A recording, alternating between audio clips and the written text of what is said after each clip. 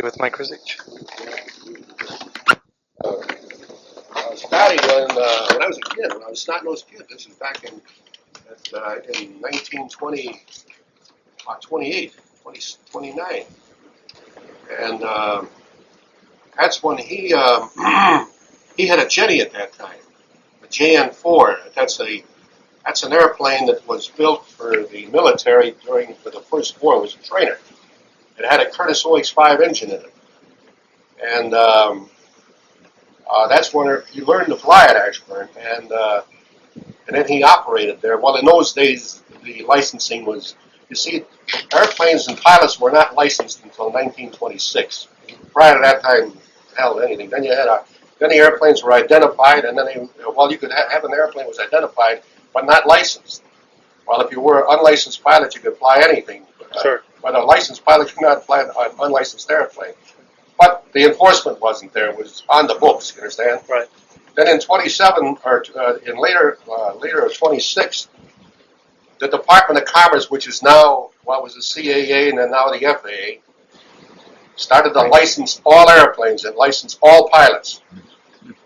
And I can remember when the first privates and limited commercials and transports, which is now a commercial, were given out. The first privates were 10-hour privates. As long as you had 10 hours of time, I seen guys just stagger around the field and the inspector wrote them out a license. And they had another license after that, was what was known as a limited commercial, LC.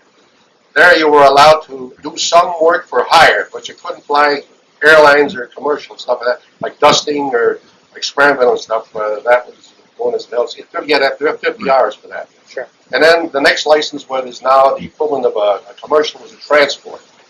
And that you had to have 200 hours. The LC and the transport had a little more stringent flight tests and written tests and oral examination. You had to know how to recover from spins, and you had to recover within a certain number of turns, and you had to fly with a little more precision. Sure. And then, of course, mechanics were also licensed. In those days, we had A&E, what is now power plant and engine, when we had airplane and engine.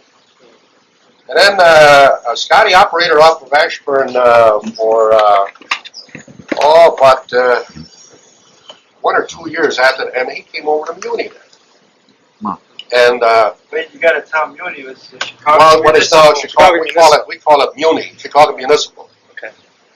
And he bought an OX-5 Traveler, same thing I got a model on the right OX-5. And he started to operate at Muni, passenger hauling, anything, anything to make a buck, because these were rough days. Sure. And he stored the airplane in the old Air Associates hangar, where the hangar's still up there. It's where the blueprint engine place is at. Mm-hmm. In fact, his airplane, he lost an airplane through some guy stealing it. There are a couple of guys, well, these were students of his, Sure. They came into the airport one Sunday, got into the hangar, started up the OX, and they flew it in the air and they cracked it up. The guy spun in with it, killed himself in the air. That'll teach you. Yeah. And then later he bought, the next airplane he bought was a J65 Traveler. And then he continued on with student instruction, charters, rides, anything to make a buck. Working over. He stored in Mike Pepperell's hangar, which is now Beckett, Bluebird. That was the Bluebird Air Service. And from there away, he bought after the J65, got a J5 Traveler, which was a 3-place open cockpit job with a J5 with a whirlwind and the same type of engine that Lindbergh had in his airplane.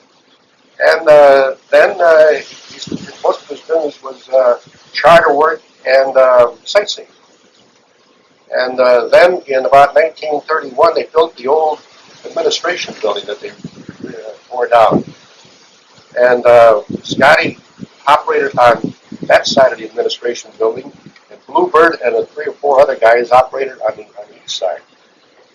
Then he got in a squabble with Mike Caprello, and he rented the old AS&T hangar, which was a hangar on Cicero Avenue. Just was the first building north. They tore it down north of the administration building. That was the old Aviation Service and Transport. It was a flying school that went broke during the Depression.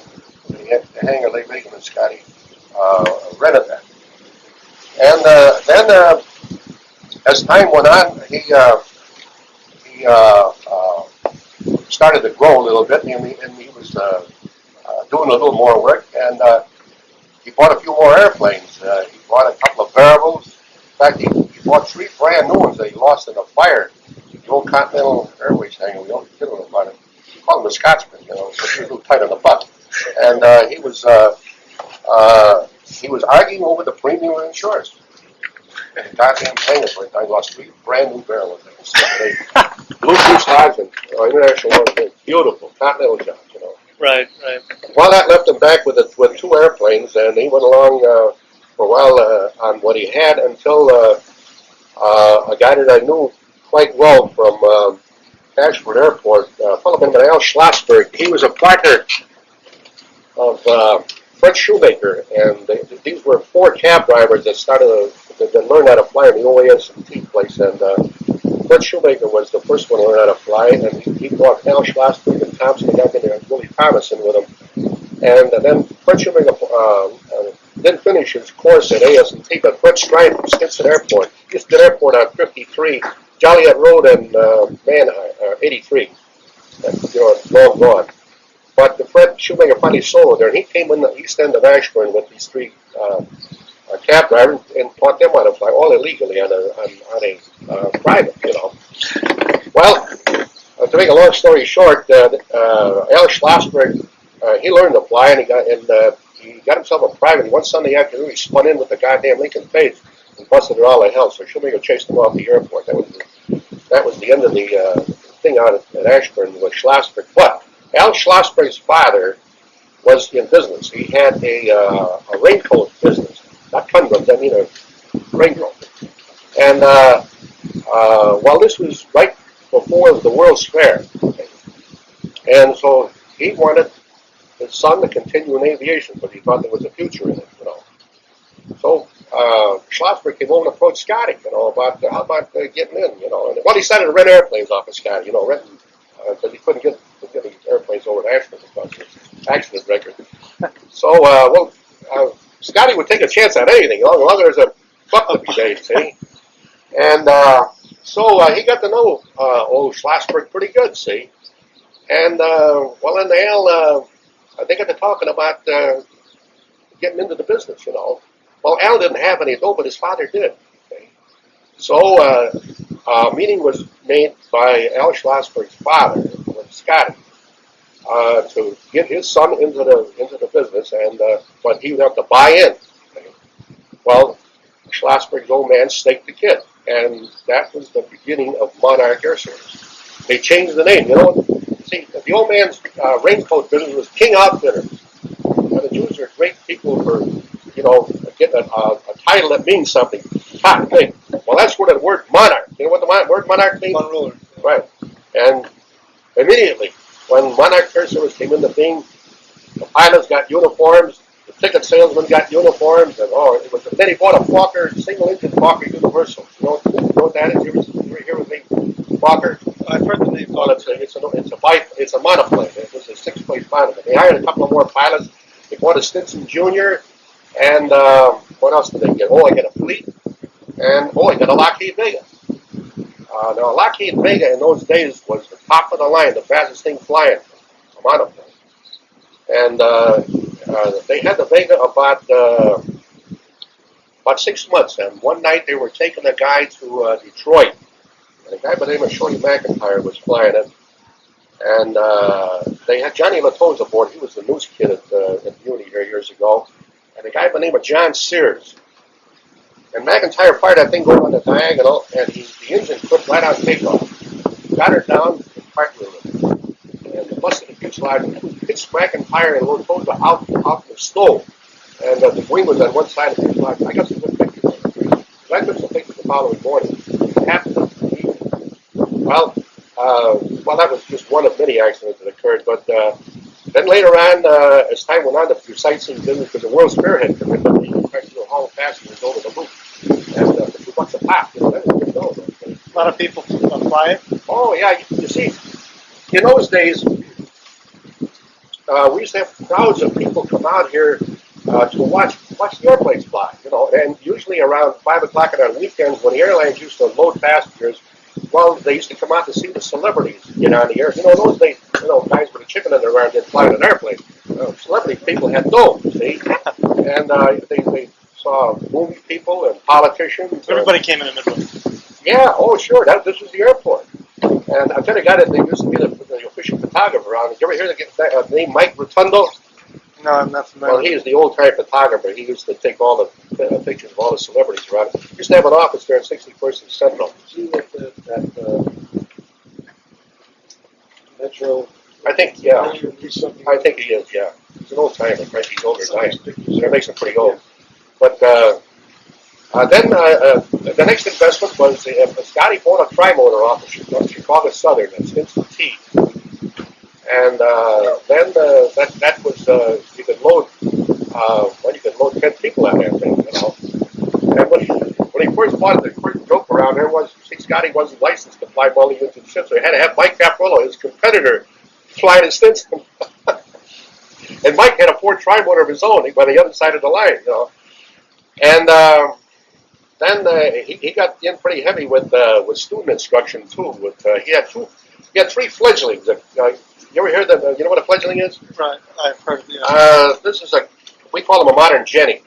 It was a double bay biplane with a Challenger engine, 2 plates. Dorothy Ring cracked up 2 of his airplanes. And the third one he lost at Harlem, where the guy by the name of Charlie Laird flying it. The prop broke in half and tore the engine out. But they got it down. Fortunately, neither one of them got hurt. But he did quite well. Then in the winter months they used to go barnstorming. You take the whole damn crew and they go down south when the weather was good. And Mexico, well, he lost a couple of airplanes. He lost the Boston University down there, and he lost the Stinson Junior. What year was this now? Around 1930? This is between about 1933 and about 1935, 36. Okay. Around the World's Fair. Yeah. Okay. You see, the fair was 33 and 34. Right. Okay. And mostly the sightseeing business was right next to the administration building. It was Mike Caprello. He had 5 airplanes there, and then he had a guy by the name of Phil Records had a J5 Butler, and there was a guy by the name of had a water diver. He had a Travel Air cabin job that he bought from Northwest Airways that he used to haul passengers. And I'll tell you another guy that started there with sightseeing, had 2 Ryans. He later started up what later became National Airlines down south. George Baker. Wasn't this around the time that Scotty went into Soldiers Field parking lot? Yeah. Tell me about that. Oh yeah, another forced landing at Archer National. And he had another forced landing on the Midway off 55th Street with a fledgling. And he wanted to take off out of there, but the coppers wouldn't let him do it. Oh yeah, shit. Yeah, it was. They had several. He had a forced landing with a Stinson Reliant right down on the beach, right adjacent to Jackson Park. Well, this would happen, because when you're flying, as soon as you got a load, boom, off you went. So I used to sell rides for Scotty, and there was a time when ticket sales were making more money than pilots. The pilots were getting 15%, the ticket sales were getting 20%. But they were always putting them down, right? Either in Soldiers Field or on the street. Well, they didn't have forced landings that frequently, but you see when you're flying over town, you always had someplace picked out in case you had a failure, see? So you could put the someplace down, and you try to save the airplane if you can. But it all depends on where the emergency occurs. Sure. Mike lost the Stinson U right down at the guy by the name of Pete Huber was flying, and the engines quit, and he put it down in the prairie over here, just about 50th Street, just west of Cincinnati. Knocked the gear off. Tell me about when Scotty got his front teeth knocked out. Let's see. At that fight with the fake student pilot. Oh, yeah, that was. I'm trying to think of the guy's name. Grandfather was a Hellraiser. Bill Summers. Okay. Yeah. He got to scrapping with Scotty. They got into a fist cup. What were they scrapping about? Well, about payment, commissions. Bill Summers felt that he had more commission coming, and Scotty says, "No, you didn't." And they get into a battle right there with the administration building. Well, that must have been another time because there was another time where he was in an airplane flying and he got into a fight too with the Well, that's- co-pilot. Somebody set up a deal to try to smash his airplane after he got out with the guy, the raincoat guy. Oh, Schlossberg? Yeah, Freddie was telling me. That's one that Freddie or Schlossberg paid off the kid to pretend like he was flying, even though he really knew how. And they went up, and the kid crashed the plane. And Scotty was in this. Freddie ever tell you that one? No. Maybe he's getting the stories. I didn't Okay. know that. Anyways, so Scotty was a Hellraiser, right? Oh, yeah. Oh, yeah. Nobody shitted him. Oh, you're goddamn right. He was a pretty good guy, precise guy. And how was the competition back then? Oh, vicious. All the airlines were tough. Well, first of all, they didn't have the equipment, and aviation. Yeah, aviation wasn't that old. Air travel, Sure. The majority of the travel was still railroads. Sure. You know, only affluent people and people who had guts flew the airlines. Of course, the airlines weren't the comfortable things that they are today. You know, Ford Sure. Trimotors had wicker seats in them. Fokker Trimotors had wicker seats in them. The first airline that put a stewardess on was Boeing in that Boeing 88, which is a big fabric-covered biplane. It was a 12-place trimotor. And in those days, the stewardesses were not the sex symbols they are today. You know, they were dressed on real screwy goddamn. Well, they were registered nurses to start with, and they looked like the old wax. You know, with the flat hats and the long skirts and the khaki uniforms. They were there to help you. A lot of people got sick. Yeah, well, mostly they passed out puke cups. You know. Oh, God. Well, sure. That was the only thing he got sick of. You know, from this, Oh, you know. God. But I'll tell you, I can tell you the day when Boeing Air Transport used to fly 40 Bs. This was a biplane with room for 4 people in the front, and the pilot sat on the outside, in the back. They used to load the mail in first, and then if there was room, they put the guys in, and you had the mail under the, you know, in between your legs, and you flew off there. No movie? Tell me about when Lindbergh used to fly in here. Well, Lindbergh originally, I saw Lindbergh here. He was only here once or twice, but when I was a young kid, I used to mosey out the checkerboard field, which was at First Avenue and Roosevelt Road. You know where the Heinz Hospital is at? Well, there used to be 2 fields. On the west side of the First Avenue used to be the airmail field, and then on the east side was checkerboard flying field. A guy by the name of Tony Yaki used to fly. Well, the airmail field, that's where the mail used to come in from Robertson Aircraft, Air Service. They had the contract from St. Louis to Chicago. They used to fly DHs, and then later on they got modern equipment. We used to call it new production equipment like J5 Travelers and Stearmans and Pitcairns. And Lindbergh used to come in there. And Scotty but know? then I never saw him until he flew the ocean, and he came in here with a Spirit, and they started in the old, there were 2 National Guard hangars over on the Cicero Avenue side, and that's where they kept his airplane. Did Scotty know Lindbergh? Did he ever? I imagine he did, yeah. Yeah. Sure. He Scotty knew- was on the field here when he came in. He knew Jimmy Doolittle too. I Oh, imagine. sure. Well, Jimmy Doolittle and Jimmy Hazlett both flew for Shell, and they used to come in here quite regularly with the Shell airplanes. Well, all the oil companies had airplanes in those days. Sure, DC-3s and whatnot. No, they all had Lockheed. No, what are you talking about, DC-3? Shit, this is long before DC was ever thought of. They had Lockheed Vegas and Lockheed Orient. And that was a real status symbol back then. Oh, you're damn right. Lockheed Vega, you goddamn right, it was a status symbol. And they had Howards and they had Stinson Reliance. Before that, they had biplanes. They had J5 Stearmans, Lairds, Travelers. Wow. Tell me some of the funny stories you can recall with you and Scotty and somebody else. You know, the gritty kind of aviation that people, you know, you look at United and how slick it is. Back then, it was all grit and dirt. Well, it wasn't grit or dirt, but it wasn't the red carpet thing that it is today. The airplanes used to taxi. Well, they picked up the passengers in the terminal here. Of course, they all followed one another in rotation, and then they loaded one at a time. And when a real strong celebrity came by, then they used to roll a carpet out from the canopy out to the airplane, which is out the open. You see, Sure. and then there was a little step. The guy got into the Ford Trimotor, the Pilgrim, or the Stinson Trimotor, or whatever the airlines were after. But in those days, most of the airplanes that were in operation were Ford trimotors. Stout Airlines operated out Beautiful of here. plane. And American had they had Curtis they had well, they had Ford trimotors, and then they had Curtis Condors. This was a big biplane, steel proof fabric covered, about a 12-place airplane with 2 engines in it. And then they got some Maltese, which were a low-wing, single-engine, low-wing top, was considered a fast airplane. And then after Boeing Air Transport, which later became United, after their Boeing 80As, they bought Boeing 247s, which were a twin-engine job, high-speed deal. This is shortly prior to the birth of the DC-3. Prior to that, there was other twin-engine airplanes that were operated, such as a Lockheed Electra, which is a 10, a Lockheed 12, and a Lockheed 14. Northwest had a whole bunch of them. And those were considered high-speed transports in those days. And when they load the passengers, that was usually an interval between about 4 o'clock and about 6 o'clock. That's when they all departed. See, a lot of them came in during that time.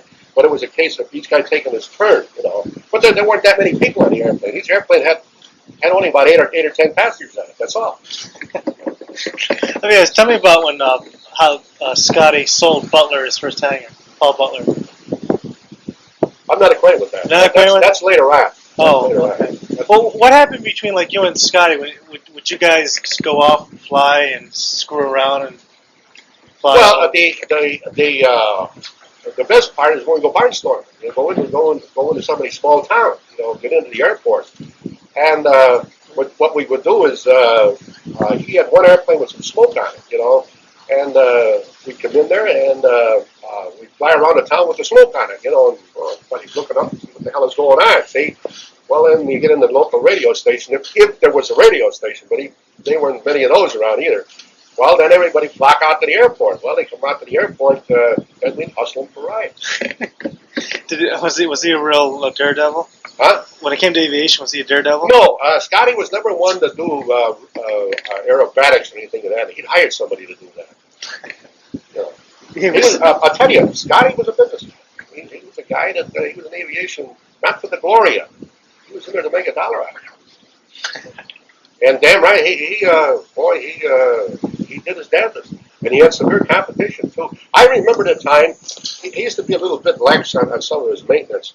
And they had a guy by the name of Adolf Blitzko who was in charge of all of his maintenance. He swiped him from Mike Caprello. He was a strike mechanic.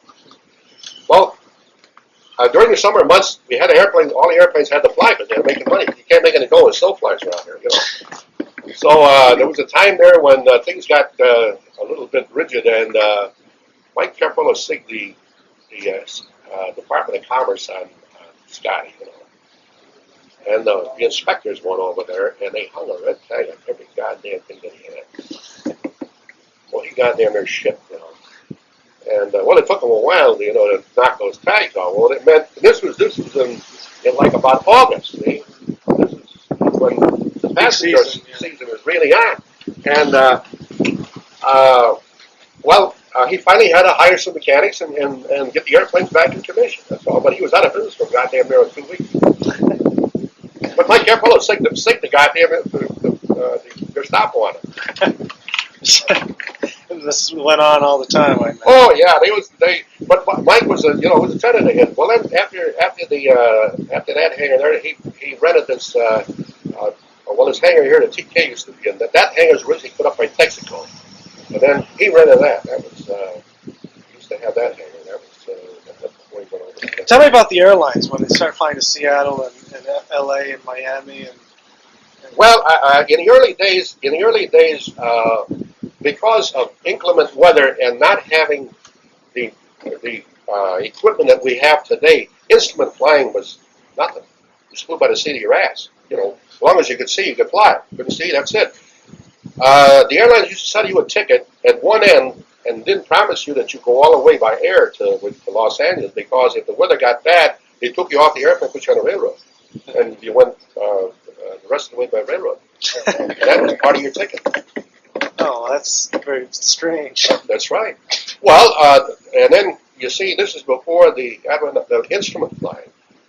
And now all the airlines used to have airplanes that were instrument equipped. That when instrument flight came into being, they constantly teach their pilots the instrument procedure until they got proficient. Then they finally equipped some of their airplanes with instruments. And it was the old AMN system.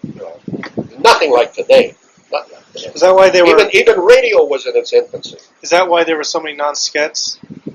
Looked nice, and they got some people together. Well, to no, stick up? non-skets came into being really after World War II, because there was a flood of airplanes on the market from the military. Before that, there was no such a thing as a non-sket. Either you were a scheduled airline operator or you were a charter operator.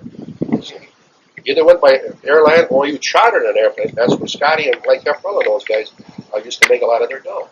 Now, they had a crash out here, didn't they? Several of them. I mean, we were like, some of them, I was reading in the newspaper article, like 80 people aboard. And they went, Whose airline? Monarch Airlines. Oh, you're talking about no. He didn't have the only severe accident that he had. He lost that C-46 with Larry Crawford's kid flying in Montana. But he had an accident here with a C-46 where the engines quit, and he took out about 3 PT-13, 4, and the fence, and landed on the other side of Central Avenue in a haystack, and the goddamn thing burned up. I got some good pictures. But the guys all got out of it. There was no loss of life there. Oh, he lost a J65 Traveler over, and had a student put it down on the Belt Railroad tracks. Another one, a guy put a fledgling on when the railroad came across the field at 59th Street. Had to put one down on the railroad tracks there, tore it all apart. Do you know the story about the railroad going through the airport? I've seen pictures of it. How'd you take See what you got out? there in pictures. It's incredible that Did you get those labeled, John? the railroad tracks came right through the center of the airport, 59th Street. and they actually moved the railroad over here. When that plane would land, if there was a train coming, you couldn't land. You have to wait till the train gets through, circle the field, and then when the train got through the airport, then you could land and cross the tracks. This is the new NAT hangar on the Cicero Avenue side when they built that. That's, I'll tell you where it is right there. Picture.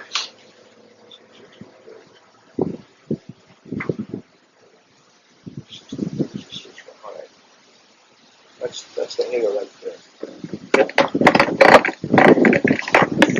Charlie Seaver's hangar was the first one. Then he built the NAT hangar, and this is the Boeing Air Transport hangar, and this is the two National Guard hangars, and this is the ASCT hangar. So that's not the Sears. Oh, that one there is the Sears hangar, isn't it, Mike? This one here? That was on the... Oh, wait a minute. Yes, you're right. Yeah, second story. We should label somebody. That's right. Yeah, you're right. I'm going to get going back to the... Oh, I'll okay. see you guys. We'll Mike, see. take care. Okay, fine. See you later. Let me ask you, because this was Board of Education land, they couldn't have any liquor on the airport, could they? You mean have a saloon on the premise? Well, No. like when they would fly in with liquor, didn't they have to quarantine some of it? No. Okay.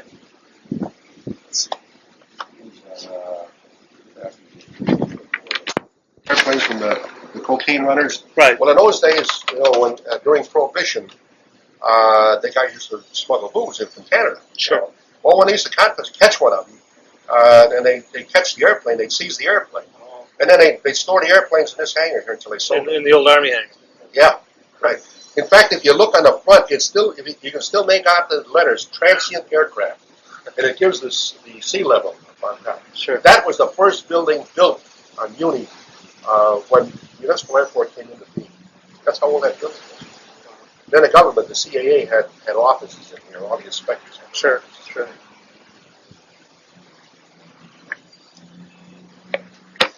It's DC-4. That's it. Douglas DC-4. They sold that to Japan. Sold it to Japan. Yeah. What was that about Scotty training the Chinese? Oh yeah, he had a half a dozen Chinese students here. Charlie Lair was the instructor on it for him. Chinese from the Chinese government? No, these guys weren't. They weren't Chinese government people. They were Chinese civilians. Oh, I see. Oh, they had nothing to do with the Okay. Shanghai Shek. That plane was sold to Japan. Japan. Yeah. About what year was that? That was about 1930 or 39. And then they bombed Pearl Harbor with it. That's right. Shortly before Pearl Harbor. No, they didn't use that. But that was the forerunner of the DC-6 or the military C-54. I see. Because Phil Felper thought that was a DC-6, but he said you'd know. Huh? Phil Felper thought that was a DC-6. No, that's a DC-4. Okay. That's a DC-4. The old administration. United Sports, and this is American's Pilgrim. Now, Scotty used to operate on this side. There was a cyclone fence along there. Right. Then our airplanes used to be parked back in there. He had that side. This is Mike Greenman. And then Caprello and Diver and Bill Reckers and a couple other guys had the deal on this side. But that was one of the American Airlines' airline airplanes. What year does that look like? That's about 1935. That is? Yeah, Like that that's about 35. Oh Christ! Here's one of Mike Caprello's Palenkas. And a Stinson tri-motor ahead of it. Lined up vertically, it looks like. Yeah.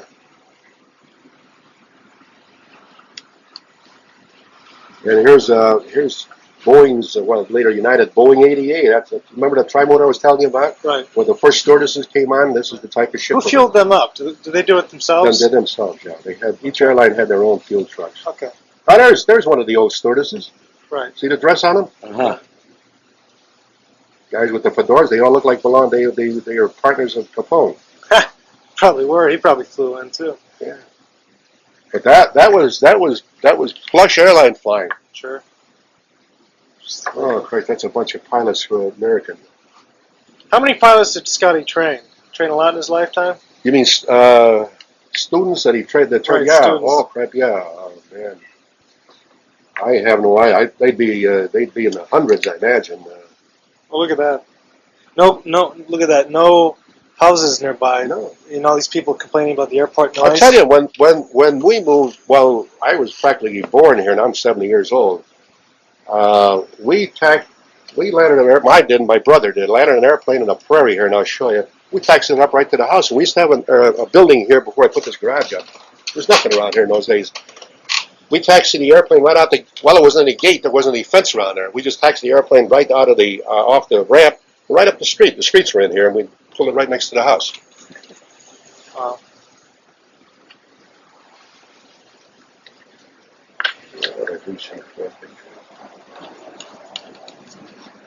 Did you ever see the picture that I gave Freddie Farben of Scotty's Jenny? I don't. I'm gonna get. I told him I'd get a big enlargement made of it. So things were really happening back then for Midway. Well, yeah, because that was the only airport around. Yeah. You know, Midway in the continent. right? And it blossomed to be the world's busiest airport here in 1954, prior to O'Hare. Did the airplanes come?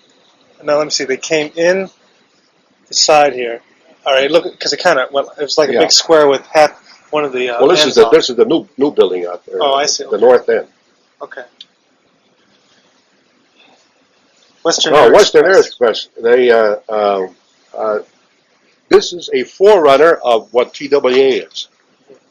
It used to be TAT, Transcontinental Air Transport. Then they merged with Varney and Western Airlines, and that's where the TW became. Then it became Trans World Airways. That's where the TWA. Charlie Walgreen used to have a Sikorsky like this. We used to call it the Walgreen Wet or Dry. He's stored in Mike Caprello's hangar. This was an amphibian. You see the land in the water. And they used to fly it right down to the lake. This is Now, when the railroad track was in the middle of the field, you had to watch out for trains. No. I don't know what Dell gets that. No, you see, the railroad was on the north perimeter of the field. Okay.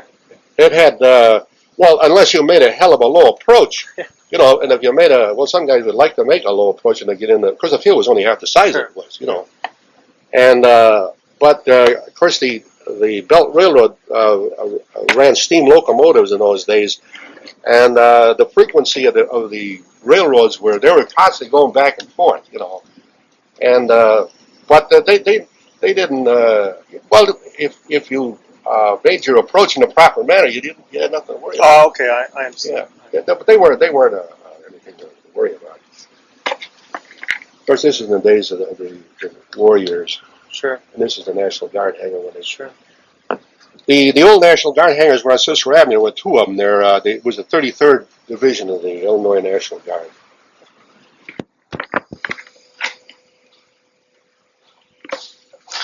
This concludes the end of the tape.